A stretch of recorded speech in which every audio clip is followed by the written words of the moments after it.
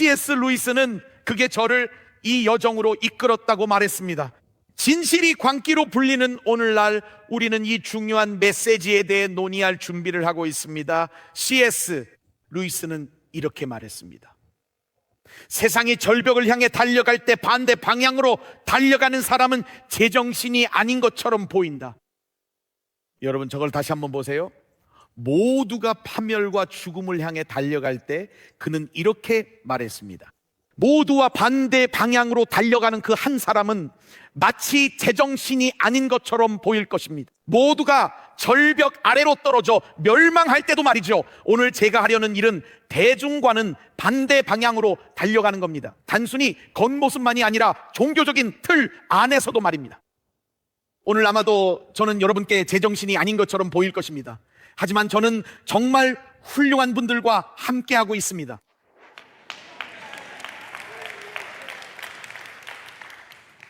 예언자 예레미야는 진실을 말했고 거짓 종교 예언자들은 그를 가두려 했습니다. 그가 바빌론이 온다고 했고 불순종으로 심판 아래 놓였다고 말했기 때문이죠. 거짓 예언자들의 말을 보세요. 그래서 자칭 예언자로 행세하는 미친 녀석을 착고에 채우고 칼을 씌우는 것은 네가 해야 할 일이다. 그들은 예레미야를 두고 한 말이었습니다.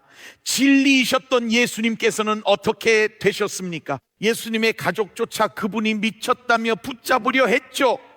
기억하시나요? 마가복음 3장 21절에 이렇게 나와 있습니다. 예수의 가족들이 예수가 미쳤다는 소문을 듣고서 그를 붙잡으러 나섰다. 이분이 바로 예수님입니다. 마지막으로 사도 바울이 정부 관리들과 관원들 앞에서 진리를 선포했을 때 정부 관리들은 이렇게 말했습니다. 정말 미쳤다고요. 사도행전 26장 24절을 보세요. 바울이 이렇게 변호하니 베스도가 큰 소리로 바울아, 네가 미쳤구나, 네 많은 학문이 너를 미치게 하였구나 하고 말하였다. 베스도 총독에게 바울이 한 말을 보시기 바랍니다. 25절입니다. 그때에 바울이 대답하였다. 베스도 총독님, 나는 미치지 않았습니다. 나는 맑은 정신으로 참말을 하고 있습니다. 여러분, 지금 여기서 무슨 일이 일어났는지 보이십니까? 총독은 말합니다. 네가 전하는 것은 미친 것이다. 사도 바울은 말합니다. 내가 전하는 것은 진리이며 합리적입니다. 총독, 즉 정부가 진리를 미쳤다고 부르고 있는 것입니다. 누군가가 일어나 합리적이고 성경적이며 진리인 것을 전할 때 말입니다. 지금 우리는 절벽을 향해 달려가는 사회에 살고 있고 돌아서라고 말하는 사람은 오히려 미쳤다고 여겨집니다. 심지어 그런 사람을 겨냥한 법안까지 만들어지고 있습니다. 그래서 제가 여러분께 말씀드리는 겁니다. 바울이 기록한 대로 그는 옳았습니다. 고린도 후서 5장 13절 말씀입니다. 그리고 그는 이렇게 말했습니다. 우리가 만일 미쳤어도 하나님을 위한 것이요, 그리고 오늘 제가 바로 그 일을 하겠습니다. 여러분 중에 방 안에 코끼리라는 표현을 들어본 분 계신가요? 손을 한번 들어보시겠어요? 여러분 중 일부는 그런 일이 벌어지고 있는 가정에서 살고 계실 겁니다. 명백한 문제입니다. 전 세계에서 보고 계신 분들, 이것은 방 안에 아무도 언급하지 않는 거대한 문제가 있다는 뜻입니다. 다들 문제임을 알면서도 상처 줄까 봐 말 못하지만 그 문제는 분명히 존재합니다.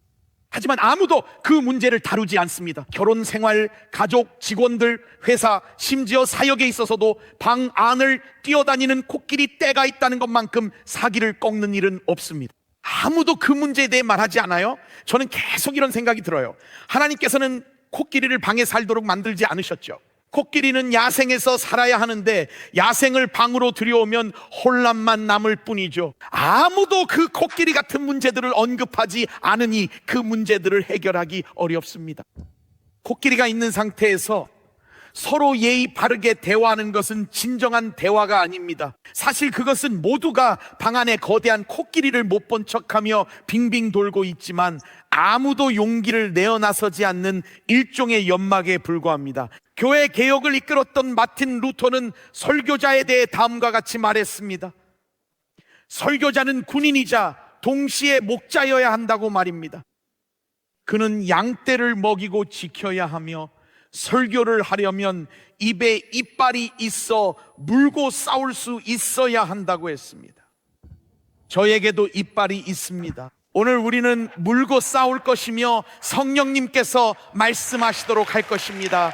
그러니 여러분, 저는 도전으로 시작하고 큰 질문 하나로 시작하겠습니다. 저는 이 질문을 교회 안팎의 사람들에게 모두 해본 적이 있습니다. 바로 이런 질문입니다. 하나님의 말씀이 여러분의 삶의 방식과 충돌할 때 여러분은 어떻게 하십니까? 성경에서 하나님께서 말씀하신 것이 여러분이 선택한 삶과 일치하지 않을 때 여러분은 어떻게 하십니까? 이것이 바로 제 질문입니다. 그 싸움에서 누가 이깁니까? 그 충돌 속에서 누가 승리합니까? 저는 사람들과 대화할 때 이처럼 심층적인 질문을 여러 번 던지곤 합니다. 그렇다면 우선 하나님을 믿으십니까? 만약 대답이 예라면 다시 묻습니다. 하나님의 말씀인 성경을 믿으십니까? 대답이 예라면 저는 이렇게 묻습니다. 만약 성경이 여러분의 삶의 방식이나 의견과 충돌한다면 어떻게 하실 건가요? 그 싸움에서 누가 이깁니까? 정말 놀랍습니다. 그때부터 무슨 일이 발생하는지 말입니다. 저는 미국인 작가 마크 트웨인의 이 말을 좋아합니다. 그는 말했습니다. 대부분의 사람들은 이해하지 못하는 성경 구절로 괴로워하지만 내가 괴로워하는 건 내가 이해하는 구절들입니다. 바로 그 구절들이 저를 괴롭게 합니다. 자, 여러분 잘 들으세요. 하나님께서 분명히 말씀하신 것을 순종하지 않을 때 여러분은 하나님보다 자신이 더 잘 안다고 말하는 셈입니다. 여러분이 바로 그렇게 선언하고 있는 겁니다. 하나님과 그분의 말씀을 믿는데 하나님의 말씀이 여러분의 생각과 충돌할 때 내 방식만 고집한다면 이는 여러분이 하나님보다 더 잘한다고 말하는 것과 같습니다. 재정과 11조, 사랑과 혼전 관계에 대해서도 여러분은 하나님보다 자신이 더 잘한다고 말하는 것과 같습니다. 음주와 술 욕설에 대해 하나님보다 여러분이 더 잘 안다고 생각하는 거죠. 성 정체성에 대해서도 하나님보다 자신이 더 잘 안다고 말하는 겁니다. 1931년 풀턴 쉰이라는 목사님이 쓴 에세이가 있습니다. 이 말을 꼭 들어보세요. 놓치지 마세요. 그는 말했습니다. 관용은 사람에게만 적용될 뿐 진리에는 결코 적용되지 않습니다. 진리에는 관용이 없습니다. 잘 보세요. 옳은 것은 아무도 옳다 하지 않아도 옳은 것이고 모두가 틀렸다고 해도 틀린 것은 틀린 것입니다. 자, 이제 중요한 부분이 나옵니다, 여러분. 이 부분을 절대 놓치지 마세요. 오늘날 이 시대에는 세상이 옳을 때만 옳은 교회가 아니라 세상이 틀렸을 때에도 옳은 교회가 필요합니다. 바로 그것이 우리에게 필요한 것입니다. 여러분, 그는 절벽으로 뛰는 이들과 반대로 달리는 한 남자와 여자에 대해 말합니다. 모두가 미쳤다고 손가락질할 때 진리를 말하는 사람입니다. 진리가 미친 것으로 여겨지는 순간입니다. 이제 이 방안의 코끼리는 바로 관용과 비관용이 완전히 오해되는 것입니다. 자유주의 강단과 교회들이 이를 인정하고 있다는 점입니다. 하지만 전국의 복음주의 교회에서 목소리를 내야 할 강단들은 정작 그 목소리를 잃어버렸습니다. 자유주의 강단들은 일어섰지만 정작 진리를 말해야 할 강단들은 인스타그램 팔로워를 잃을까 두려워 침묵하고 있습니다. 하지만 무언가가 일어났습니다. 코로나 시기 동안 미국인들의 사고방식에 무언가가 스며든 것처럼 보였습니다. 전 세계 여러 나라에도 영향을 줬습니다. 여러분, 지금부터 집중해 주세요. 극심한 불안감과 우울함이 격리와 고립 속에 있던 사람들의 마음과 생각을 압도했을 뿐만 아니라 미국과 전 세계 여러 나라에서 각자의 생각과 마음속 싸움에 홀로 남겨졌을 때, 그리고 교회들마저 어느 정도 문을 닫게 되었을 때 우리는 결국 국가적으로 매우 위험하고 위태로운 지점에 이르게 되었습니다. 잘 들어보세요. 우리는 18개월 후에 깨어났지만 단순히 백신만을 가지고 깨어난 것이 아니었습니다. 이제 보니 누군가 자신이 여성이라 말한다는 이유로 생물학적 남성들이 여자대학 스포츠 경기에 출전하는 것을 허용하게 되었습니다. 우리는 자녀들에게 이제 성별은 그저 체크박스 하나에 표시하는 것만으로 직접 결정할 수 있다고 말해왔습니다.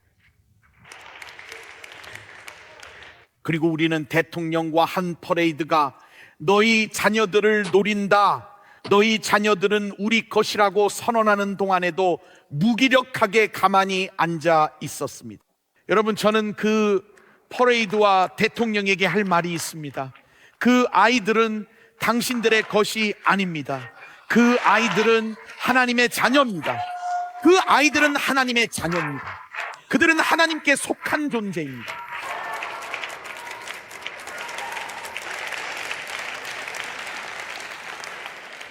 오늘 저는 여러분의 자녀와 손주들을 위해 이 자리에 섰습니다. 이해하십니까? 이것은 설교가 아니라 오늘날 교회가 반드시 내야 할 울부짖음입니다. 그리고 저는 이 자리에서 모두가 꺼리는 문제에 대해 이야기하고자 합니다. 오늘 저는 성정체성 문제와 LGBTQ 커뮤니티에 대해 다루고자 합니다. 저는 절벽 끝에서 도망치는 그 미친 설교자가 되겠습니다.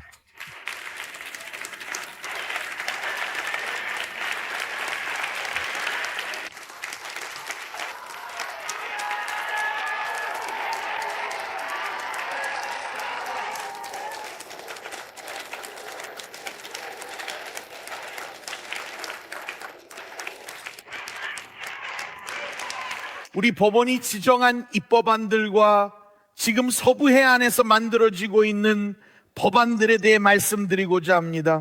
지금 이 순간에도 성경적 가치관을 가진 부모들의 선택을 범죄로 만들려는 법이 제정되고 있습니다. 저는 이 도시와 미국 전역에서 강단을 이용해 오류와 죄된 입장을 지지해온 교회와 목회자분들에 대해서도 이야기를 나누고자 합니다. 그리고 더 이상 성경을 설교하지 않고 대중의 의견에 비위를 맞추며 하나님의 말씀 위에 굳건히 서는 이들을 질책하는 목회자들에 대해서도 말씀드리고 싶습니다. 자, 잘 들으세요. 화난 게 아니에요. 제 진심을 들어주세요. 화가 난 게 아니라 오늘은 긴박함을 느낍니다. 저는 여기서 해방감을 주기 위해 말하려는 것이 아닙니다. 진리를 듣게 될 것입니다. 오늘 메시지가 정죄가 아닌 계시의 메시지라고 믿습니다. 잠시 동안 진리의 군사가 되겠지만 상처 입고 길 잃은 이들의 목자도 되려 합니다. 그리고 제게서 외침이 들린다면 그건 분노에서 나온 게 아니라 거짓에 맞선 외침입니다. 위대한 복음 전도자 빌리 그레함은 청중이 또 다른 목소리를 듣게 되기 전까지는 결코 진정한 설교가 이루어진 것이 아니라고 말했습니다. 지금 미국 전역과 전 세계에서 이 말씀을 듣고 계신 모든 분들이 오늘 여러분에게 말씀하시는 성령님의 세밀한 음성을 듣게 되기를 간절히 기도합니다. 이제 여러분이 꼭 알아야 할 것이 있습니다. 이걸 꼭 마음에 새기세요. 깨어난 교회만이 워크화된 미국에 맞설 수 있습니다. 교회가 진정으로 깨어나지 않는다면 이 워키즘 이데올로기와 맞서 싸울 수 없습니다. 에베소서 5장 13절은 이렇게 말하고 있습니다. 그러나 책망을 받는 모든 것은 빛으로 말미암아 드러나나니 드러나는 것마다 빛이니라. 그러므로 이르시기를 잠자는 자여 깨어서 죽은 자들 가운데서 일어나라. 그리스도께서 너에게 비추이시리라 하셨느니라. 교회가 영향력을 발휘할 수 있는 유일한 길은 오직 깨어있는 것뿐입니다. 그리고 교회가 깨어있는 유일한 길은 바로 부흥입니다. 여러분, 오늘날 국가가 직면한 문제들은 정부가 아닌 교회의 문제라고 저는 믿습니다. 교회가 길을 잃었고 파수해야 할 때 잠들어 버렸습니다. 우리는 잠들었습니다. 그리고 우리가 중요하지도 않고 본질적이지도 않은 것들, 즉 특정한 정치적 이슈나 그 밖에 여러 가지 일들로 논쟁을 벌이고 있는 동안에 우리는 도덕을 위한 싸움에서 졌습니다. 우리는 진리를 위한 싸움에서 졌습니다. 하나님께서 내버려 두라신 일에 매달려 다른 사람들이 삶의 방식과 무엇을 받아들여야 할지 결정하도록 뒀습니다. 생명의 근원인 하나님께 돌아가는 대신 말이죠. 에베소서 2장 2절입니다. 그때 여러분은 참된 삶에 대해서는 아무것도 모르고 이 세상이 가르쳐주는 대로 살았습니다. 법조계와 입법자들께 전합니다. 하나님만이 삶의 섭리를 아십니다. 그리고 하나님께서 어떤 것을 정의하시면 우리는 그분의 정의를 따라야 합니다. 진리는 오지 않습니다. 진리는 정치나 법정 혹은 다수결에서 오는 것이 아닙니다. 제가 이 말을 다시 한번 하겠습니다. 여러분, 저도 압니다. 이 메시지가 끝난 후에 무슨 일이 일어날지 저도 알고 있지만 이제는 더 이상 신경 쓰지 않습니다. 신경 쓰지 않습니다. 여러분이 꼭 이해하시길 바랍니다. 이미 알고 있었죠. 전 이렇게 말했습니다. 하나님, 제가 무엇에 직면해 있는지 알지만 누군가는 꼭 말해야 합니다. 진리는 정치나 법정 혹은 다수에서 오는 것이 아닙니다. 진리는 전능하시고 전지하시며 무소부지하신 하나님께로부터 옵니다. 진리는 그분에게서 나옵니다. 그래서 저는 신학자 R.C. 스프롤이 한 말을 좋아합니다. 하나님께서 말씀하시면 논쟁은 끝이다. 그럼 끝입니다. 방금 한 훌륭한 기독교 대학의 총장인 친한 친구에게서 이메일을 받았는데 이제 그 대학이 압박의 최전선에 선 상황이라더군요. 이제 새로운 AI 기술을 종교계에 도입하라는 거였죠. 지금 실제로 존재하고 있는 AI 성경 주석 프로그램이 있는데 사람들이 사회의 여러 분야에서 나온 자료들을 그 안에 입력했습니다. 이것을 승인하고 지지해달라고 요청하고 있다는 겁니다. 바로 이 주석입니다. 그들은 예수님께서 하지 않은 말까지 넣었죠. 우물가 여인에게 하신 말씀을 읽어보죠. 거기엔 예수님이 그녀를 인자하게 바라보시며 말씀하셨습니다. 내 딸아, 내 면의 하나됨을 위해 힘쓰는 자는 복이 있나니 그들은 내 아버지의 창조의 깊은 진리를 알게 될 것이다. 들어보세요. 두려워 말라. 천국에는 남자도 여자도 없느니라. 주석의 내용입니다. 그리고 이제 그들은 교회와 성경이 이것을 구독하라고 요구하고 있습니다. 이게 지금 실제로 일어나고 있는 일입니다. 여러분, 저도 이해합니다. 저는 이 도시를 사랑합니다. 저는 뉴욕시를 사랑합니다. 하지만 분명히 말씀드리자면 저는 이 한가운데에 서 있다는 것을 알고 있습니다. 저는 한 도시가 멸망해가는 가운데 외치는 한 사람입니다. 저도 이해합니다. 하지만 여러분이 정책에는 투표할 수 있을지 몰라도 진리에는 투표할 수 없습니다. 진리는 이미 세워진 것입니다. 그래서 제가 말씀드리는 겁니다. 그리스도의 몸 된 여러분, 준비하십시오. 준비하세요. 전 세계와 이곳 뉴욕에서 성경을 설교하시는 분들, 다가올 때를 위해 준비해야 합니다. 왜냐하면 이 진리를 지키는 그리스도의 몸과 교회를 향한 박해가 올 것이기 때문입니다. 앞으로 몇 년 안에 교회는 맹렬한 공격을 받게 될 것입니다. 그래서 여러분께 소그룹 모임에 참여할 것을 권하는 것입니다. 앞으로 어떤 일이 올지 모르기 때문입니다. 여러분, 여기 기쁜 소식이 있습니다. 교회 문을 굳게 걸어 잠글 수는 있어도 예수 그리스도의 교회는 결코 막을 수 없습니다. 교회는 그 어느 때보다도 더 강해질 것입니다. 그 어느 때보다 뚜렷이 구별될 것이며 교회는 생사를 건 전투 중에도 이전엔 경험 못한 하나님의 능력을 목격할 것입니다.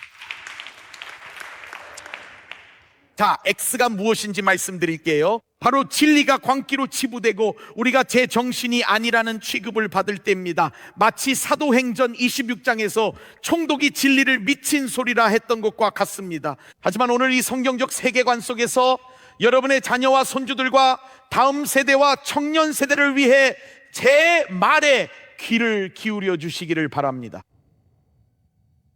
이제 사람들의 미래와 영혼을 좌우하려는 X 염색체와 그 밖에 다른 오류들에 대해 말씀드리고자 합니다. 미래와 영혼까지 결정지으려 하는 그 X 염색체와 다른 논리들 말입니다.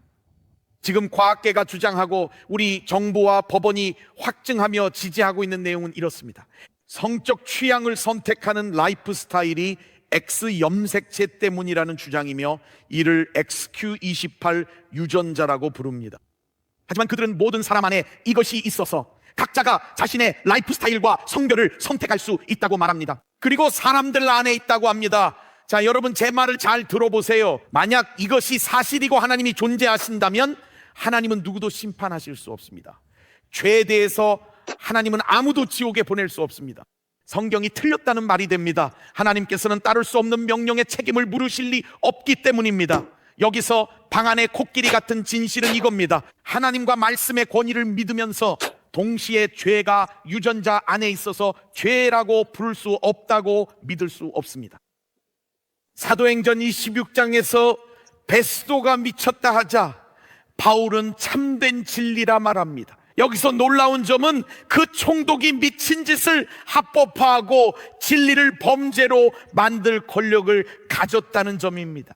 다시 말씀드릴게요. 군중이 벼랑 끝으로 달릴 때 권력자는 진리를 범죄로 미친 짓을 합법으로 만들 수 있습니다.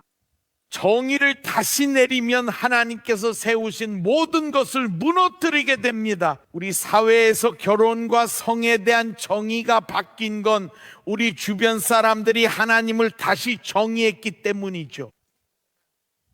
법정은 합법화하고 설교자들은 성경을 수정하며 우리에게 침묵과 후퇴를 강요합니다. 그런 시절은 끝났습니다.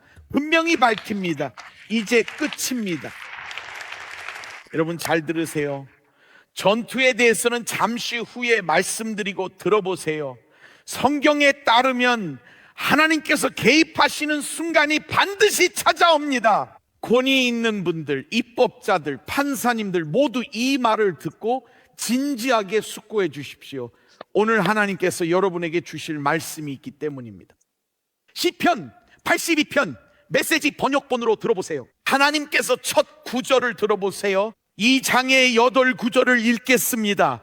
하나님이 재판관들을 불러들여 법정 피고석에 앉히신다. 영국에서는 The Dock이라 부릅니다. 이제 더 이상은 안 된다. 너희는 너무 오랫동안 정의를 훼손했고 살인죄를 지은 악인을 놓아두었다. 이제는 의지할 곳 없는 이들을 변호하고 약자들에게 공정한 기회를 보장하여라. 너희가 할 일은 힘없는 이들을 변호하고 그들을 착취하는 자들을 기소하는 것이다. 멋모르는 법관들, 진실을 외면하는 재판관들, 저들은 무슨 일이 벌어지는지 전혀 모른다.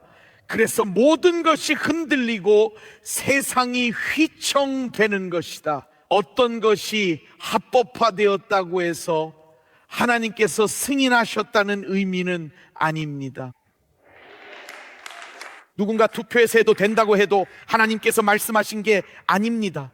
고린도전서 6장 9절에서 사도 바울이 무엇이라 하는지 들어보세요. 불의한 자가 하나님의 나라를 유업으로 받지 못할 줄을 알지 못하느냐?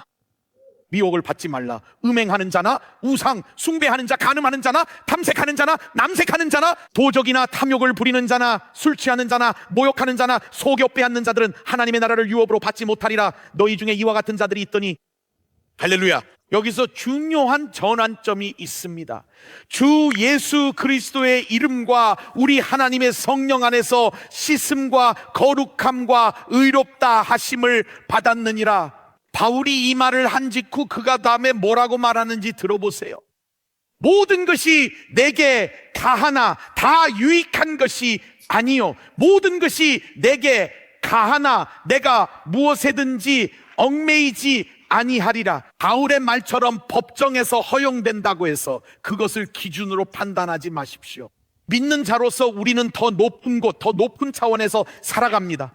지금은 설교자 중에도 성경을 마음대로 편집하는 이들이 있습니다. 그들은 빼버립니다. 어떤 설교자들은 오직 신약에만 머물라고 말합니다. 구약은 멀리하라며 입맛대로 골라내곤 원래 그런 의미가 아니었다고 하죠. 그건 우리를 위해 기록된 게 아니라고 하죠. 그래서 그들은 골라내고 있어요. 여러분, 예레미야 36장은 무서울 뿐 아니라 오늘날에도 그대로 적용됩니다. 여호야김 왕은 오늘날 정치, 법원, 그리고 여론의 형태로 존재하고 있습니다. 그는 바벨론 침공 당시의 왕이었습니다. 예레미야가 듣기 싫은 메시지를 전했을 때 그 왕은 무엇을 했습니까? 들어보세요. 그는 듣기 싫은 메시지를 전하자 마음에 안 드는 부분을 성경에서 잘라냈습니다. 잘 들어보십시오. 여우디가, 즉 거짓 선지자 중 한 명이 서너 쪽을 낭독하면 왕이 칼로 그것을 연하여 베어 화로 불에 던져서 두루마리를 모두 태웠더라. 여러분 이해하시겠습니까? 그는 자신이 들은 말이 마음에 들지 않았기 때문에 그것을 잘라내어 버렸던 것입니다. 그는 성경에서 이걸 잘라내면 책임질 필요가 없다고 생각했습니다. 토머스 제퍼슨을 아시나요? 초대 대통령 중 한 분인 그는 생애 후반을 자신만의 신약 성경을 만드는 데 보냈죠. 이것이 제퍼슨이 한 일입니다. 제퍼슨 성경이라 불리죠. 그는 면도칼과 풀로 성경에서 마음에 들지 않는 부분을 잘라냈습니다. 그는 신약에서 예수님의 기적과 초자연적인 내용을 뺐고 대홍수, 재림, 천국과 지옥, 그리고 예수님의 부활 내용도 삭제했습니다. 그렇게 해서 남은 건 단 84쪽 뿐이었죠. 그는 그것을 아름다운 빨간 가죽 바인더에 담았습니다. 그것이 바로 제퍼슨 성경이었습니다. 이것이 바로 유다의 왕이 바벨론이 침공을 준비하고 있던 당시 했던 일과 똑같은 것입니다. 그는 바벨론이 온다는 예레미야의 심판의 메시지가 마음에 들지 않았습니다. 그래서 그 성경 구절을 직접 잘라내 버리기로 했습니다. 우리는 책임이 없다 생각한 거죠. 칼로 잘라내 버리자. 하나님은 예레미야에게 무엇을 시키셨을까요? 여기 나옵니다. 27절, 왕이 두루마리와 바룩이 예레미야의 입을 통해 기록한 말씀을 불사른 후에 여호와의 말씀이 예레미야에게 임하니라. 이르시되 너는 다시 다른 두루마리를 가지고 유다의 여호야김 왕이 불사른 첫 두루마리의 모든 말을 기록하고, 목회자분들과 성도 여러분, 제 말을 꼭 들어주십시오. 여기 계시든 온라인에 계시든 여러분이 성경 구절을 편집해서 잘라낼 수는 있어도 예수님은 분명히 이렇게 말씀하셨습니다. 천지는 없어질지언정 내 말은 없어지지 아니하리라. 시편 119편 89절 말씀, 다윗이 말합니다. 여호와여, 주의 말씀은 영원합니다. 주의 말씀은 하늘에서 굳건히 서 있습니다. 놀랍게도 예레미야 이야기의 결말은 이렇습니다. 바벨론이 왔고 사람들은 예레미야 당신이 맞았어요 라는 후에 대신 그를 감옥에 가두었습니다. 고관들이 노여워하여 예레미야를 때려서 서기관 요나단의 집에 가두었으니 이는 그들이 이 집을 옥으로 삼았음이더라. 이해해 주셨으면 하는 점이 있습니다. 여러분, 더 큰 그림을 보세요. 어느 한 부분만을 두고 비판하는 게 아닙니다. 여기에는 제가 싸우고 있는 더 큰 전쟁이 있어요. 여러분께 도움될 만한 걸 드리고 싶어요. 오늘 우리가 말하는 이 싸움, 우리가 깨달은 이 싸움은 우리나라와 여러분의 나라, 전 세계에서 일어나고 있습니다. 오늘의 이 싸움은 법정이나 정치 사무실에서 시작된 것이 아닙니다. 대학 캠퍼스나 세계보건기구 연구실에서 시작된 것도 아닙니다. 우리가 직면한 이 싸움은 바로 여기서 시작되었습니다. 이 싸움은 사람들의 생각에서 시작돼요. 그 다음에는 삶의 방식으로, 그리고 결국 법으로 이어졌습니다. 잘 들으십시오. 삶의 방식은 염색체에서 오는 것이 아니라 생각의 싸움에서 패배했기 때문에 생기는 것입니다.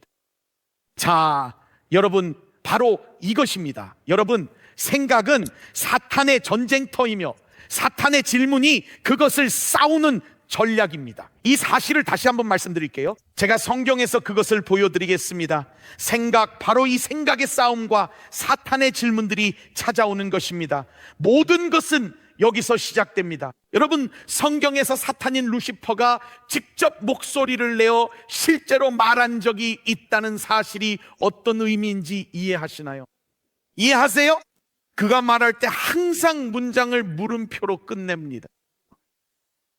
그는 선언하지 않고 오직 질문으로만 말합니다. 여러분, 이 일은 오늘날 우리 모두에게 일어나고 있습니다. 하나님이 너를 잊으신 걸까? 정말 하나님이 계시기는 한 걸까? 정말 남자이니 여자이니?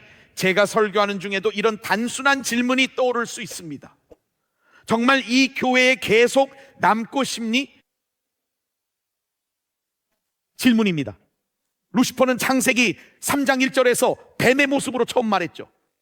그런데 뱀은 여호와 하나님이 지으신 들짐승 중에 가장 간교하니라. 뱀이 여자에게 물어 이르되 하나님이 참으로 너희에게 동산 모든 나무의 열매를 먹지 말라 하시더냐. 지구상의 첫 번째 여자에게 말을 걸었죠. 욥기에서 사탄이 여호와께 대답하여 이르되 욥이 어찌 까닭없이 하나님을 경외하리이까. 그리고 마침내 광야에서 그는 예수님께 말을 겁니다. 시험하는 자가 예수께 나와서 이르되 네가 만일 하나님의 아들이거든 명하여 이 돌들로 떡덩이가 되게 하라. 정체성을 도전하는 것이며 동기를 의심케 하고 하나님의 말씀을 도전하는 것입니다. 사탄의 방식은 이렇습니다. 전쟁터는 우리의 생각입니다. 그 전략은 하나님의 영원한 말씀을 통해 주신 것을 의심하게 하는 거죠. 여러분 잘 들으세요. 최대한 솔직하게 말씀드리겠습니다. 저는 지난 며칠간 그 사탄의 질문들과 마주했습니다. 여러분, 저는 이 주제로 말하고 싶지 않았습니다. 저는 X에 대해 더 깊은 주제를 생각했을 겁니다. 특별하거나 신나거나 그런 것 말이죠. 제가 그런 주제를 생각했을 수도 있죠. 제 말이 무슨 뜻인지 아시겠죠? 그 질문에 대해 말씀드릴게요. 저는 이 교회와 거리를 걸으며 여러분과 이 도시를 위해 기도하고 눈물을 흘렸습니다. 그때 저는 질문들이 밀려오는 것을 느꼈습니다. 사람들이 떠나는 걸 보고 싶니? 돈을 잃고 싶니? 교회를 망치려는 거야. 정말 목사로 부름받은 게 맞아? 정말 확신해? 여러분 들어보세요.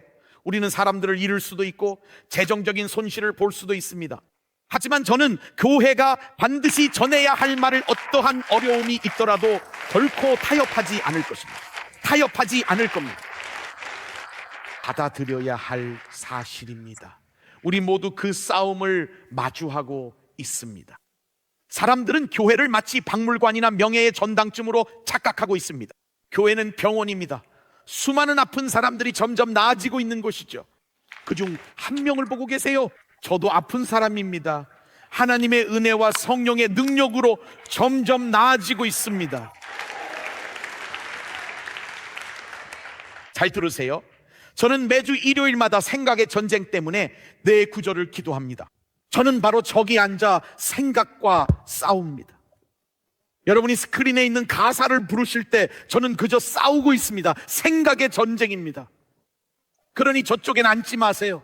정말이에요. 잘 들으세요. 모든 열이 겪는 일입니다. 여러분께 하나 묻겠습니다. 예배 중에 공격받는 분 몇 분이나 계신가요? 좋아요. 모든 열이 정말 힘듭니다. 그러니 여러분이 어느 열에 앉든 공격을 받게 될 겁니다. 그래서 저는 휴대폰의 성경 구절들을 저장해 선포하곤 합니다. 부정적인 생각들이 막 밀려오기 때문이죠. 오늘도 역시 그랬습니다. 넌 제정신이 아니야. 도대체 오늘 왜 설교를 하려는 거야? 이해가 돼? 왜 하필 오늘 이런 짓을 하는 거야? 이 책의 결승선에 와 있는데 네가 이 모든 걸 망칠 거야. 이 모든 일이 저기서 벌어져요. 바로 저쪽에서요. 그리고 제가 하는 일이 있습니다. 이게 제가 벗어날 수 있는 유일한 방법이에요. 저는 매번 내 구절을 인용합니다. 첫 번째로 골로새서 3장 2절을 말합니다. 방금 전에도 했어요.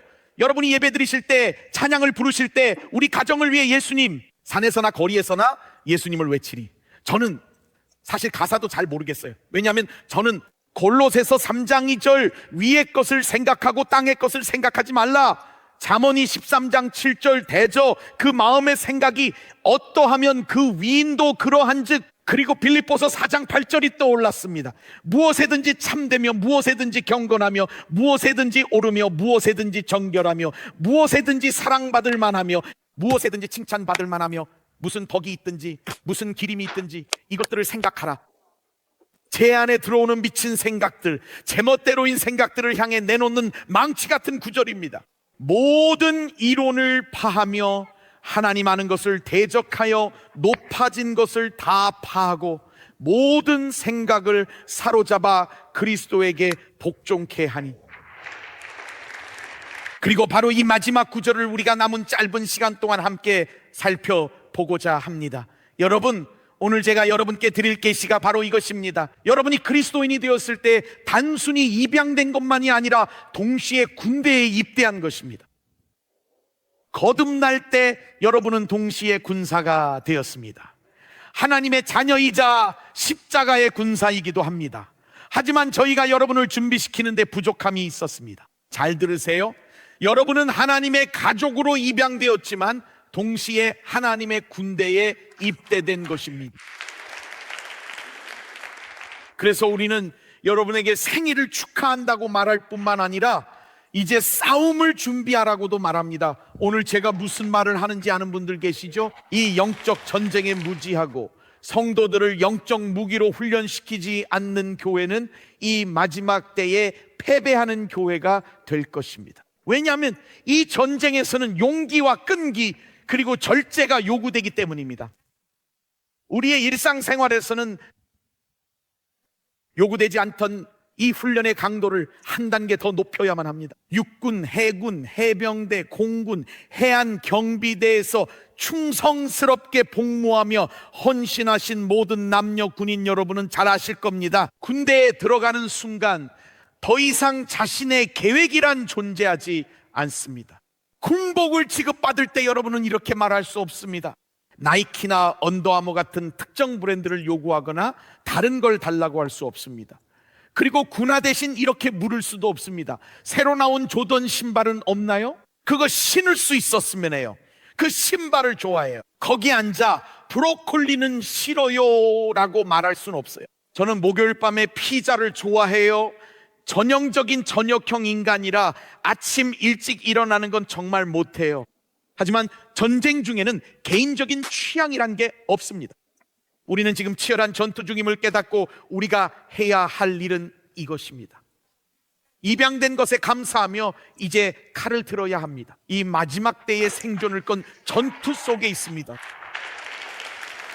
많은 사람들이 자신이 그리스도인이라는 사실은 받아들였지만 군사라는 사실은 인식하지 못합니다. 사탄은 여러분이 거짓말을 믿게 하려 하며 이를 간과하고 있습니다. 그렇기 때문에 이 전쟁은 매일 우리 생각 속에서 치러집니다. 책상에 앉아있든 혼자 아파트에 있든 말입니다. 여러분이 핀란드나 노르웨이에서 시청하시든 쿠바에서 보시든 암스테르담에서 보시든 상관없습니다. 매일 이 싸움이 다가옵니다. 그래서 저는 이 마지막 몇 분을 사용해서 그 잘못된 생각이 실제로 나타나기 전에 어떻게 공격할 수 있는지 알려드리고자 합니다. 다윗은 말합니다. 나의 반석이시요 나의 구속자이신 여호와여, 내 입의 말과 마음의 묵상이 주님 앞에 연락되기를 원하나이다. 우리는 생각의 전쟁이 쉽게 왜곡되어 원수가 들어올 수 있음을 잊고는 합니다.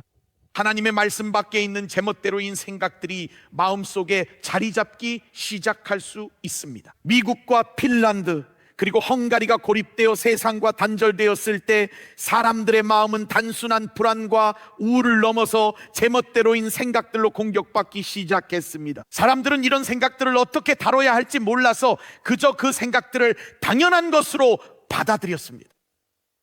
이것이 바로 로마서 1장에서 일어나는 일입니다. 전쟁터를 주목해 보십시오. 여기서 생각과 하나님을 아는 지식이라는 단어가 등장합니다. 바울이 로마서 1장에서 성 정체성의 혼란을 언급할 때도 그 본질은 결국 생각의 전쟁에서 시작됩니다. 처음 몇 구절을 들어보세요. 26절 이런 까닭에 하나님께서는 사람들을 부끄러운 정욕에 내버려 두셨습니다. 여자들은 남자와의 바른 관계를 바르지 못한 관계로 바꾸고 27절입니다. 또한 남자들도 이와 같이 여자와의 바른 관계를 버리고 서로 욕정에 불탔으며 남자가 남자와 더불어 부끄러운 짓을 하게 되었습니다. 많은 설교자들이 이 구절을 언급하기 꺼려합니다. 그래서 그들은 그 잘못에 마땅한 대가를 스스로 받았습니다. 자, 여러분, 이제 나옵니다. 28절입니다. 사람들이 하나님을 인정하기를 싫어하므로 이 부분이 중요합니다. 여러분, 그들은 하나님을 아는 지식을 간직하는 것을 가치 있게 여기지 않았습니다. 하나님께서는 사람들을 타락한 마음 자리에 내버려 두셔서 해서는 안 될 일을 하도록 놓아두셨습니다. 여러분이 이제 제 말을 잘 들어보세요. 제가 하려는 것은 이겁니다. 생각의 싸움을 어떻게 이겨낼까요? AW 토저는 이렇게 말했습니다. 그는 하루에 10,000가지 생각이 우리 마음속을 스쳐 지나가며 우리가 어떤 사람이 될지 예측하려 한다고 말했습니다. 다시 한번 말씀드리겠습니다. 하루에 만 가지 생각이 우리 마음속을 스쳐 지나가며 우리가 어떤 사람이 될지 예측하려 애씁니다. 여러분이 누구인지 그리고 어떤 존재인지 예측하려는 만 가지 생각들이죠. 여러분, 저는 그런 예측이 현실이 안 되게 막고 싶어요. 그래서 매일 싸우는 겁니다.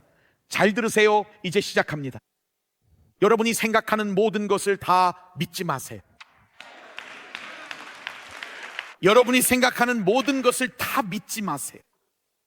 우리의 생각 속에서 새로운 본성과 옛 본성이 끊임없이 싸우고 있습니다. 김 목사님, 어떻게 변할까요? 로마서 12장 2절 말씀처럼 오직 마음을 새롭게 함으로 변화를 받습니다. 새롭게 함은 리노베이션이 이루어져야 함을 의미합니다. 리노베이션은 비용이 많이 들고 예상보다 시간이 더 오래 걸립니다. 하지만 바로 여기에 싸움이 있습니다. 오늘은 여기서 마무리하겠습니다. 사도 바울이 말하기를 우리가 육신으로 행하나 육신에 따라 싸우지 아니하노니 우리의 싸우는 무기는 육신에 속한 것이 아니요 오직 어떤 견고한 진도 무너뜨리는 하나님의 능력이라. 이제 나옵니다. 모든 이론을 무너뜨리며 하나님 아는 것을 대적하여 높아진 것을 다 무너뜨리고 모든 생각을 사로잡아 그리스도에게 복종하게 하니, 사도 바울은 생각의 전쟁을 견고한 진을 무너뜨리고 모든 이론을 무너뜨리는 것으로 묘사합니다. 여러분, 견고한 진이 무엇인지 아십니까? 가장 간단한 정의를 말씀드리겠습니다. 그건 요새예요. 이 단어는 무언가를 밖으로 막아내는 걸 의미하죠. 그렇다면 이 요새 견고한 진은 무엇을 막으려는 걸까요? 지금 알려드리죠. 무엇을 막으려는 것일까요? 바로 이것입니다. 하나님의 진리입니다. 이것은 하나님이 들어오지 못하도록 막으려는 것입니다. 하나님께서 들어오지 못하도록 벽을 쌓아 올립니다. 우리 문화의 메시지들은 그들의 세계관을 오랫동안 유지할 수 있는 견고한 진을 세우려고 합니다. 하나님에 대한 생각, 성과 결혼에 대해 말씀하신 것들을 막기 위해서죠. 사회는 이 부분을 절대 놓치지 마세요. 사회는 여러분이 그 벽을 세운 채 살길 원합니다. 사회는 여러분을 정치 성향이나 CNN을 보느냐, 폭스 뉴스를 보느냐에 따라 나누려 합니다. 여러분, 이 점을 꼭 말씀드리고 싶네요. 사람들은 제게 항상 묻죠. 뉴욕 출신이니 민주당원이겠군요. 아닙니다. 그럼 당신은 신자니까 공화당원이겠군요. 아닙니다. 저는 하나님 나라의 시민입니다. 전국 시민입니다. 저는 이제 그런 생각에서 벗어났습니다. 그러니 만약 저를 어떤 범주에 넣고 싶으시다면 여기 넣어주세요. 하나님 나라의 시민. 이곳이 우리가 매번 돌아와야 할 자리입니다. 여러분, 우리 모두가 지금 무엇과 마주하고 있는지 반드시 이해하셔야 합니다. 이것은 단지 성적인 문제와 씨름하고 있는 분들만의 고민이 아닙니다. 우리 모두가 다가오고 있는 싸움의 직면에 있는 것입니다. 그렇다면 이런 생각들이 어떻게 해서 견고한 진이 되는 걸까요? 여기 정말 중요한 질문이 있습니다. 바로 이겁니다. 정답은 이렇습니다. 하나님의 지식보다 더 높아질 때 바로 그때입니다. 여러분, 이해되시죠? 저는 지금 이 내용을 성경에서 그대로 가져온 겁니다. 성경이 이렇게 말하고 있습니다. 하나님 아는 것을 대적하여 높아진 것, 바로 그것입니다. 여러분, 아직 저와 함께하고 계시죠? 좋아요. 잘 들어보세요. 다음 주 일요일 우리가 다시 모일 땐 12명 정도만 남아있을지도 모릅니다. 미리 말씀드립니다. 괜찮습니다. 저는 괜찮아요. 우리가 의자를 둥글게 놓으면 됩니다. 그리고 우리는 그냥 둥글게 둘러 앉을 거예요. 그러고 나서 우리는 쿰바야와 위대하신 주를 함께 부를 겁니다. 그리고 거기서 가르치고 질의응답을 할게요. 하지만 괜찮습니다. 전 이 방향으로 설교하는 게 아니라 지금 이 방향으로 설교하는 겁니다. 그게 지금 일어나는 일입니다. 생각은 어떻게 견고한 진이 될까요? 생각이 하나님의 지식보다 더 높아질 때입니다. 견고한 진이란 무엇입니까? 바로 생각입니다. 자, 이제 나옵니다. 이걸 꼭 기억하세요. 꼭 기억하세요. 견고한 진이란 하나님의 말씀보다 더 높아지고 더 많은 시간과 생각을 차지하는 그런 생각들입니다. 그래서 우리는 견고한 진과 싸우기 위해 하나님의 지식으로 우리의 마음을 새롭게 해야 합니다. 여러분 꼭 기억하세요. 로마서 1장의 말씀을 기억하세요. 그들이 마음에 하나님 두기를 싫어했습니다. 그래서 잘못된 생각들이 들어와 성적 관계에 대한 혼란을 가져오기 시작한 겁니다. 그들이 마음에 하나님 두기를 싫어했기 때문이죠. 그래서 견고한 진이 하나님의 지식보다 자신을 더 높였습니다. 아직 저와 함께하고 계시죠, 여러분? 자, 이제 나옵니다. 우리가 하나님의 지식을 어디서 얻습니까? 바로 하나님의 말씀에 섭니다. 여러분은 하나님이 누구신지 여기서 얻는 겁니다. AI가 아니라 바로 여기서요. 하나님의 말씀은 곧 하나님의 지식입니다. 그리고 우리는 하나님의 지식 안에서 자라야 할 책임이 있습니다. 자, 이제 나옵니다. 우리가 그걸 어떻게 알 수 있죠? 팀 목사님, 베드로후서 3장 18절은 정말 강력한 구절입니다. 왜냐하면 그게 마지막 구절이기 때문이죠. 베드로가 우리에게 주는 마지막 구절입니다. 베드로가 베드로 후서를 쓸 때 저는 지금 베드로 후서를 보고 있습니다. 그 마지막 구절을 쓴 그 시기를 생각해 보면 그는 기독교인으로 살아가기에 가장 힘든 시기 중 하나에 이 구절을 썼습니다. 당시 로마의 가장 강력한 반기독교적 황제였던 네로는 기독교인들을 박해하며 그들에게 도전했습니다. 그는 그리스도를 부인하지 않는다면, 내 앞에 무릎 꿇지 않는다면 이라며 콜로세움에서의 처형부터 화형에 이르기까지 온갖 끔찍한 박해를 가했습니다. 그는 베드로가 믿음을 지키고 그리스도인이라는 이유로 베드로를 거꾸로 십자가에 못 박아 죽인 장본인이기도 했습니다. 그리고 바로 베드로가 한 말입니다. 이것이 바로 그가 아주 힘든 시기를 살아가던 그리스도인들에게 남긴 마지막 구절입니다. 오직 우리 주 곧 구주 예수 그리스도의 은혜와 그리고 무엇이요? 그를 아는 지식에서 자라가라. 영광이 이제와 영원한 날까지 그에게 있을지어다. 아멘. 자, 여러분은 두려움으로 가득 찬 생각들에 끊임없이 시달리게 될 것입니다. 이런 생각들을 극복하기 위해 하나님을 아는 지식이 필요하게 될 겁니다. 이런 생각이 들겠죠? 그냥 이것에 무릎 꿇고 하나님을 믿지 않는다고 말해버리라고 말이죠. 그냥 이게 가족을 위해서도 좋을 거야. 이 직장을 잃고 싶지 않잖아. 잘 들어주세요. 여기 계신 누군가에게 분명히 전합니다. 왜냐하면 이런 생각들이 하나님의 말씀보다 더 높아지려고 하기 때문입니다. 로마서 1장에서 복음을 부끄러워하지 않는다는 말씀을 볼 때 우리는 어떻게 해야 할까요? 잠시 멈춥시다. 그것을 곧 설명해 드리겠습니다. 자, 지금 이것에 대해 말씀드리죠. 하나님을 아는 것이 제 무기이며 하나님의 지식은 말씀 안에 있습니다. 싸움이 더 커질 것이기에 저는 하나님의 지식에서 계속 자라나야 합니다. 그렇다면 이게 어떻게 작동할까요? 우리 모두에게 해당되는 이야기입니다. 원수가 우리의 마음을 공격하려고 할 때 이게 어떻게 작동하는 걸까요? 마음은 전쟁터고 사탄은 질문을 하죠. 이렇게 하시면 됩니다. 여러분의 마음을 새롭게 하고 보호하는 두 가지 도구가 있습니다. 바로 이것입니다. 바로 하나님의 영과 하나님의 말씀입니다. 하나님의 영은 하나님의 말씀을 사용해서 어떤 생각이 하나님의 진리와 모순될 때 마음에 찔림을 주십니다. 좋습니다. 다시 한번 말씀드릴게요. 하나님의 영은 하나님의 말씀을 사용해서 어떤 생각이 하나님의 진리와 모순될 때 마음에 찔림을 주십니다. 이게 어떻게 일어나는 거죠, 팀 목사님? 여러분 혹시 공항에서 TSA 보안 검색대를 통과해 보신 적 있나요? 그리고 여러분에게 물병이 있죠. 경보음이 울립니다. 100ml가 넘어서 반입 불가입니다. 또는 가방에 샴푸가 있네요. 혹은 향수나 헤어 제품이 있을 수도 있죠. 그러면 이렇게 말하죠. 그건 통과가 안 됩니다. 경보음이 울리고 그걸 안으로 반입할 수 없게 됩니다. 이게 바로 필요한 과정이죠. 마치 TSA 검색 때처럼 갑자기 어떤 생각이 들어오면 성령님께서 그건 통과할 수 없다고 말씀하십니다. 여러분이 걸어가고 있는 그 여정 속에서 그 생각은 제멋대로이며 반항적이며 하나님의 말씀보다 자기 자신을 더 높이려 하고 있습니다. 경보음이 울리면 하나님은 이 말씀으로 돌아오라고 하십니다. 그 생각을 인생이란 여정에 가져가면 당장 여러분에게 혼란이 생기기 때문입니다. 그래서 성령님을 통해 여러분에게 거룩한 찔림을 주십니다. 자, 무슨 일이 일어나는지 보이시나요? 아시겠어요? 곤란해질지도 모르겠네요.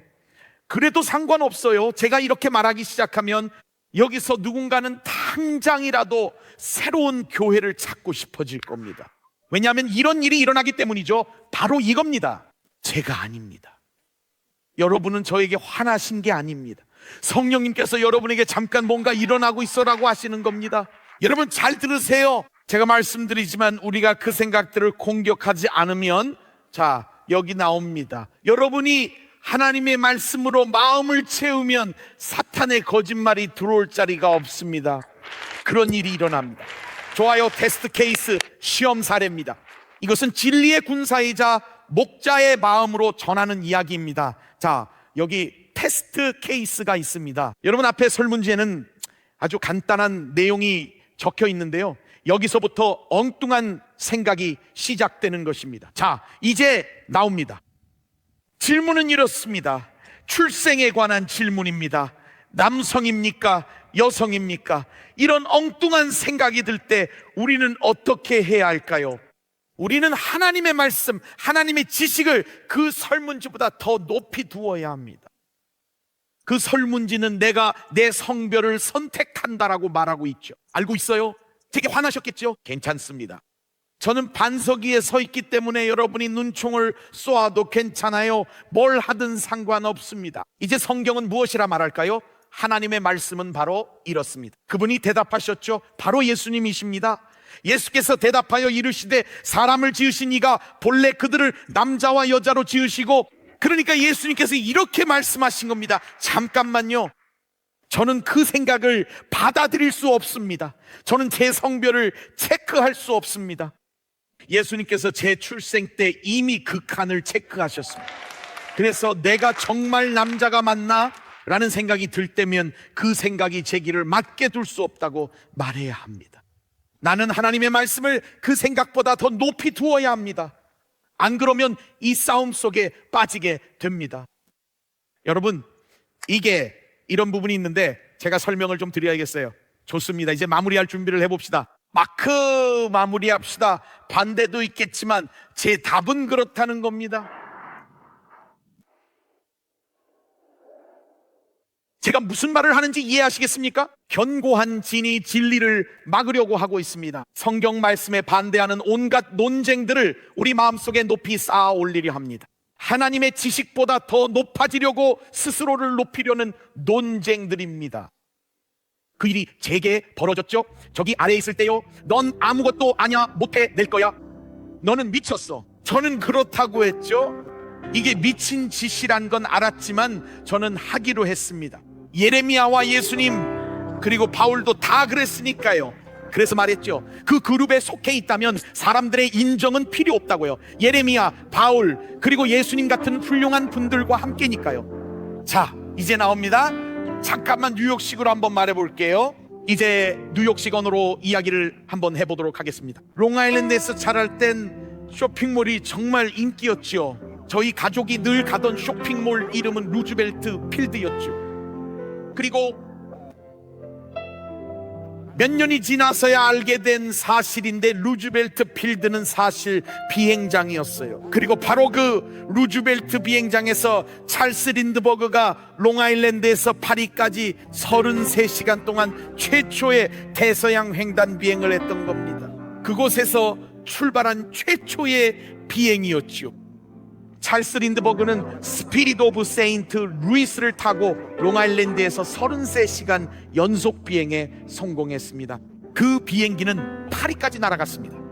많은 사람들이 시도했지만 실패했죠. 제가 정말 좋아하는 한 목사님의 책에서 이 이야기를 읽었습니다. 1900년대 초의 위대한 장로교 설교자이신 클라렌스 맥카트니의 책들을 정말 좋아하고 아낍니다. 그분의 책 중에 성경과 인간 언어에서 가장 위대한 말씀들이라는 책이 있습니다. 정말 강력한 책이죠. 맥카트니 목사님이 린드버그처럼 대서양 횡단 비행을 꿈꿨던 한 남자에 대해 들려준 이야기가 기억납니다. 그게 린드버그 이전이었는지 이후였는지는 기억이 잘 안 나네요. 아무튼 그는 미국에서 이륙합니다. 그리고 대서양을 건너서 이 일이 가능하다는 걸 보여주려고 했죠. 그리고 맥카트니 목사님께서 말하길 비행기가 미국에서 이륙한 지 몇 분 되지 않아 조종사가 조종석에서 이상한 소리를 듣게 됩니다. 그 소리는 엔진 소리가 아니었고 발밑을 내려다보니 손이 닿지 않는 바닥의 쥐 한 마리가 있었습니다. 저희 뉴욕 사람들은 이렇게 말하죠. 네, 그건 우리 삶의 일부예요. 쥐와 비둘기요, 그게 우리 주위 동물입니다. 그래서 여기서는 그게 그냥 당연한 거죠. 쥐와 비둘기만큼은 우리가 확실히 갖고 있습니다.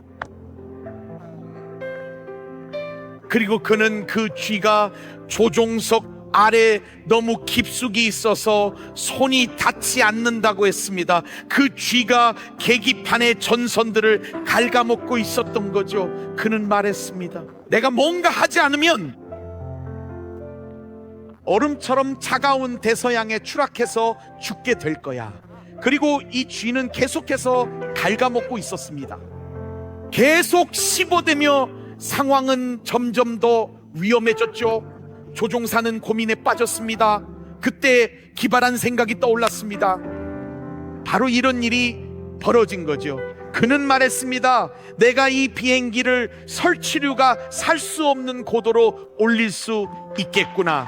쥐가 살 수 없는 곳으로요. 그래서 그가 한 일은 스로틀을 올린 것이었습니다.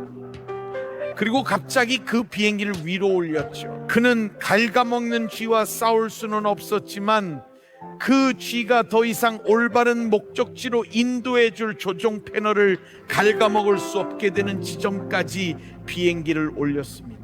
여러분, 그 쥐들은 우리 생각 속에서 매일같이 조금씩 갉아먹고 있는 것이라 할 수 있죠. 넌 쓸모없어. 넌 이건 못해. 크리스천이 되기엔 부족해. 넌 이 교회와 하나님을 다 떠나야 돼. 넌 그렇게 해야 돼. 어떻게 해야 하지라는 생각이 들 때 스로틀을 최대로 올리세요. 그리고 이 생각들을 존재할 수 없는 곳으로 데려가야겠다고 생각하세요. 그 생각들이 하나님의 말씀 아래로 들어가면 그곳은 그 생각들이 더 이상 살아남을 수 없는 환경이 됩니다. 그런 생각들은 존재할 수 없습니다. 불순한 생각이 들면 스로틀로 올리세요. 하나님이 원하시는 곳까지 올라가세요. 주님께서 새로운 차원으로 이끌어 주시도록 맡기세요. 함께 일어서 주세요. 이게 바로 싸움입니다. 이건 싸움이죠. 우린 그런 생각과 장난치지 않습니다. 그 쥐와 장난치려는 분도 있죠. 스로틀을 올리세요.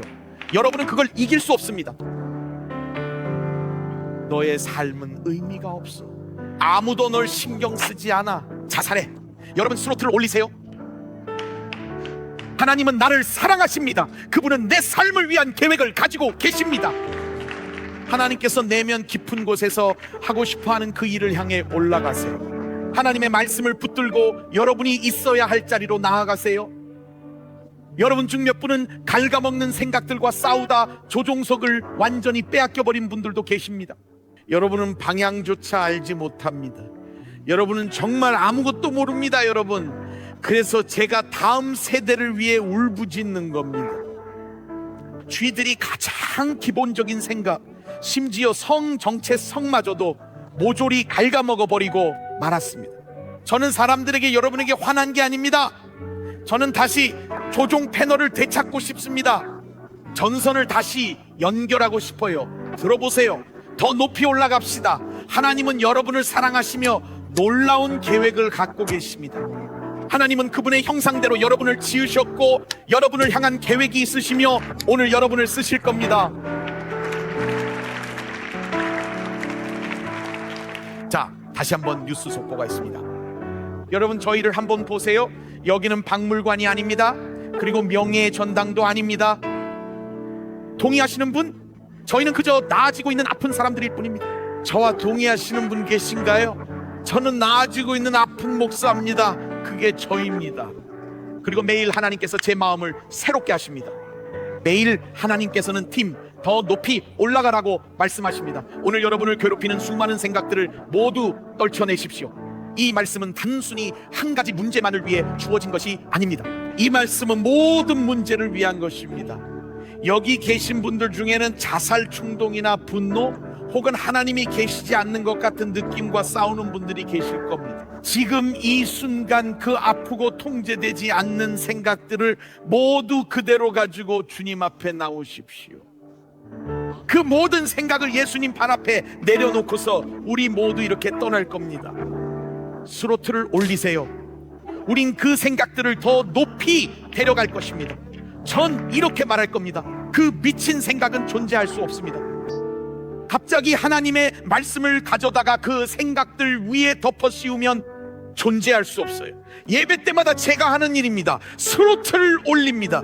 찬양한다고 생각하실 겁니다. 전 찬양이 아니라 올라가는 중입니다.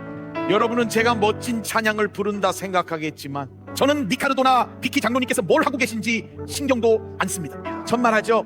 주님께서 저분들을 축복하시길 난 곤경에 처했어. 저도 이 찬양들을 정말 사랑합니다. 하지만 이런 찬양들이 그 뒤를 멈추게 할 수는 없습니다. 그런 노래들이 승리를 가져다 주는 게 아닙니다. 자, 이게 핵심입니다. 저를 보세요. 제가 평생 이런 말을 해본 적이 있는지 모르겠네요. 이게 바로 쥐약입니다. 제 인생에서 이런 말을 해본 적이 없는 것 같아요. 이게 바로 쥐약입니다. 갑자기 저는 이렇게 말하죠. 자, 이리 와 작은 쥐야. 여기 있어, 여기 있어.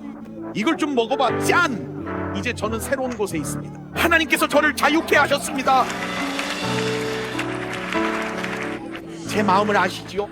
주님의 말씀을 믿습니다. 평생 단 한 번도 주님의 말씀을 그렇게 부른 적이 없었습니다. 그러니 지금 저를 도와주세요. 기름 부으심인지 육신인지 모르겠지만 무엇이든 간에 하나님은 여러분을 제멋대로인 생각에서 자유케 하실 겁니다. 단순한 생각만 아니라 자살이나 우울함에 대한 생각일 수 있습니다. 마음속에 들어오는 그런 생각들을 더 높은 곳으로 올려야 합니다. 그 싸움을 겪고 계신 분이라면 지금 바로 자리에서 일어나 앞으로 나오시기 바랍니다. 기도해드리고 싶어요. 어서 나오세요. 발코니 내려오세요. 어서 나오세요. 찬양하며 여러분을 위해 함께 기도하겠습니다. 빨리 나오세요, 여러분. 할렐루야.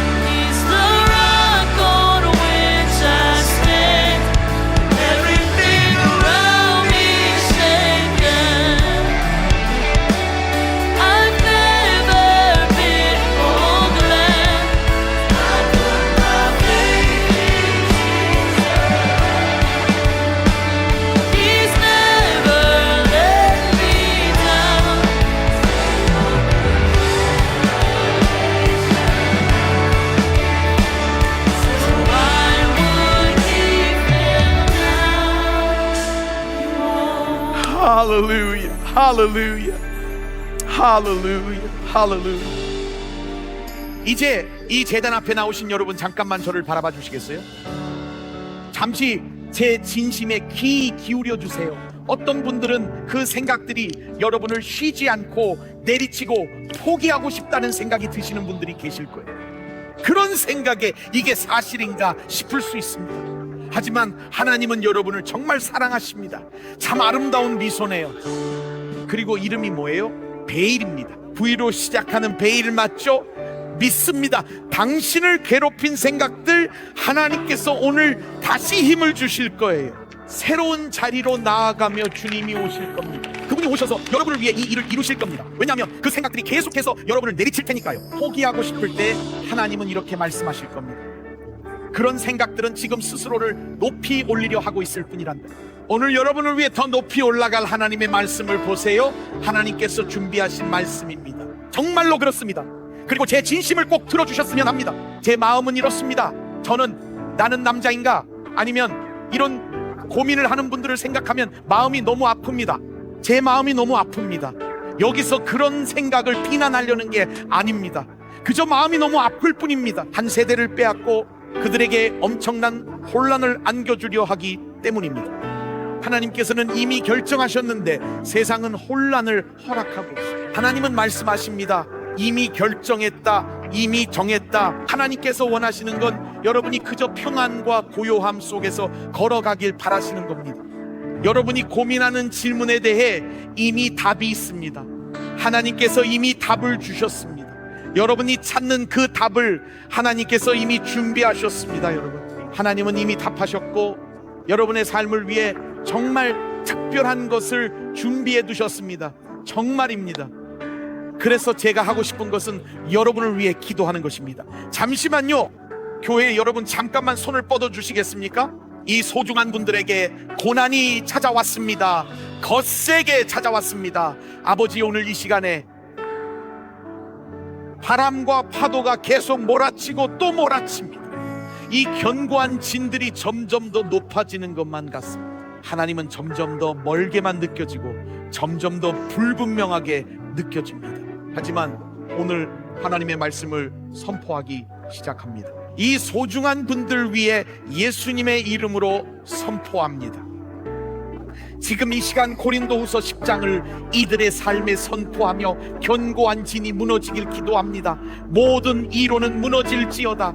하나님을 아는 지식과 주님께서 이분들에 대해 하신 말씀에 대적해 높아진 모든 것들이 삶 속에서 무너지기를 선포합니다. 오늘이 이분들에게 승리의 날이 되고 주님께서 삶 속에 돌파를 가져오기 시작하실 것을 믿습니다. 주님, 너무 높아져 버린 그 생각들 때문에 하나님과 멀어진 이들에게 다가가 주소서. 하나님께서 이들을 지켜보시고 사랑하심을 깨닫게 하소서. 이들의 삶에 하나님의 계획이 있음을 알게 해주소서. 그래서 우리는 자살 충동에 맞서 싸웁니다. 성 정체성 혼란에도 맞서 싸웁니다. 우리는 우울증, 불안, 분노에 맞서 싸웁니다. 희망을 잃고 포기하려는 이들을 위해 함께 싸웁니다. 결혼 생활에 희망이 없다는 분들도 주님께서 자유케 하실 것입니다. 오늘 이 예배를 보고 계신 바베이도스와 노르웨이, 스웨덴, 필리핀, 인도네시아 등 전 세계에 계신 모든 분들을 위해 간절히 기도드립니다. 오늘 그들을 자유케 하소서. 오 하나님, 캘리포니아와 텍사스 등 전국에 자유를 보내소서. 루이지애나, 일리노이, 코네티컷, 뉴저지의 자유를 주소서. 예수님 이름으로 자유를 선포합니다. 주여, 오늘이 높이 올라가는 날이 되게 하소서. 더 높이 올라가게 하소서. 새로운 차원으로 올라가게 하소서. 예수님의 이름으로 이들에게 완전히 새로운 날이 시작되게 하소서. 예수님의 이름으로, 예수님의 이름으로.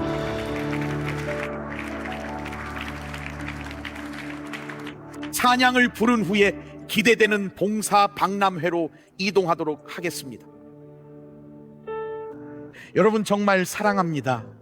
이곳 뉴욕시의 위대한 교회 중 한 곳을 섬기셨던 팀 켈러 목사님이 주님의 품으로 가셨습니다. 몇 달 전입니다. 그분이 이런 말씀을 하셨습니다.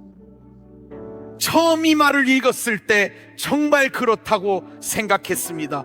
복음은 바로 이것입니다. 여러분은 스스로 믿었던 것보다 훨씬 더 죄인이지만 감히 바라고 꿈꿨던 것보다 훨씬 더 큰 사랑을 받고 있습니다. 스스로 죄인인가 생각할 때 여러분도 큰 죄인이고 저도 큰 죄인입니다. 하지만 여기 좋은 소식이 있어요. 여러분은 오늘 여러분이 바라고 꿈꿨던 것보다 더 많이 사랑받고 있어요. 여러분은 여러분이 감히 바랐던 것보다 훨씬 더 사랑받고 있습니다. 그러니 여기서 이 싸움에서 이길 첫 단계죠. 현장에 계시든 온라인으로 보시든 저는 이 기회를 꼭 드리고 싶습니다. 하나님의 지식을 넘어 여러분에겐 하나님의 구원이 필요합니다. 거듭나야만 합니다. 여러분이 이륙할 수 있는 방법은 거듭나는 것입니다. 하나님, 제 삶을 변화시켜 주세요. 여러분께 무슨 일이 있었는지 아시나요? 쥐들이 말을 했습니다. 하나님은 날 사랑하지 않으셔 어떻게 날 사랑하실 수 있겠어? 그 쥐들 아시는 분 있나요? 그 쥐들을 아시나요? 뉴욕쥐 말고 영적인 쥐들 말이에요. 네, 오늘 하나님께서 말씀하십니다. 나와 함께 완전히 새로운 삶을 시작해보자. 하지만 저는 죄가 너무 많아요. 맞습니다. 하지만 여러분은 하나님의 큰 사랑을 받고 있습니다.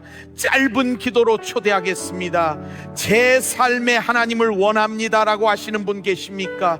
이 비행기를 반드시 이륙시켜야 합니다. 땅에서 떠나지 않으면 더 높은 곳으로 갈 수 없죠. 그리스도께 제 삶에 오셔서 저를 변화시켜 주소서라고 고백하세요. 교회나 종교가 아닌 그리스도와의 위대한 관계로 여러분을 초대하는 것입니다. 목사님, 저를 위해 기도해 주세요 라고 하신다면 저는 오늘 거듭나고 싶습니다. 저는 하나님께서 제 안에 들어오셔서 저를 내면부터 변화시켜 주시길 원합니다. 이렇게 생각하시는 분은 손을 높이 들어주세요. 여러분, 손을 높이 들어주세요. 네, 좋습니다. 봤습니다. 네, 봤어요. 저쪽도 봤습니다. 네, 거기 계시네요. 네, 봤습니다. 발코니도 보입니다. 좋습니다. 그럼 다 함께 이 기도로 고백합시다. 사랑하는 주 예수님, 저는 주님이 하나님의 아들이심을 믿습니다. 저는 십자가에서 주님께서 저의 죄와 수치 그리고 죄책감을 짊어지시고 그것을 위해 죽으셨음을 믿습니다. 주님께서 저 대신 지옥을 감당하셨기에 저는 그곳에 가지 않아도 됩니다. 죽음을 이기고 부활하신 주님은 제게 천국에서의 거처와 삶의 목적 하나님과의 관계를 허락해 주셨습니다. 오늘 주 예수님, 제 죄에서 돌이켜 거듭나기를 원합니다. 하나님은 나의 아버지이십니다. 예수님은 나의 구원자이십니다. 성령님은 나를 돕는 분이십니다. 성경은 나의 길잡이입니다. 그리고 천국은 나의 집입니다. 예수님의 이름으로 모두 함께 기도했습니다. 아멘, 아멘.